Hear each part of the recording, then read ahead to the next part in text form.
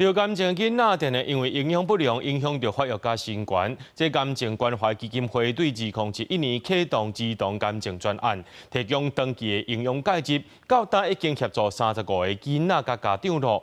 營養師表示，講得癌的囡仔，若准會當佇咧半年內，透過補充營養，恢復到正常的體重，5年的進化率會當對56%提升到77%。幼小體健的這位妹妹，掛號號做仙度伊姊，1歲半時發現腳頭浮腫一塊，經過診斷發現竟然是血癌，是安怎會家己號名叫仙度伊姊？背後的故事嘛，甲病症有關係。因為我袂當食三明治。為啥袂使食三明治？因為內底有新的物件，但是水果嘛是有時啊嘛會食。啊，水果若要食的時陣，媽媽會甲你燙過無？會啊。水煮過。會。營養師提醒講，若是囡仔得到癌症是袂當食青的，就連水果嘛需要用燒水燙過。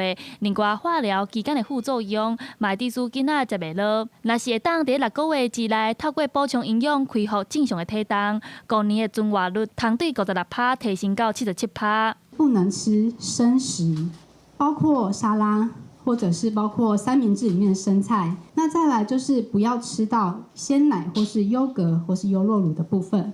因為一般的鮮奶其實沒有完全殺菌，會建議就是改成用保久乳或是奶粉做替代。其實囡仔得癌嘛，進一步影響到身懸和發育。癌症關懷基金會對2021年開始啟動兒童癌症專案，提供長期的營養師介入協助。以仙度伊姊案例來講，伊接受7年的營養照護了後，身懸對100公分抽到135公分。計劃到今已經陪伴35個囡仔和家長。記者陳亞軒、林旭凱台北報道。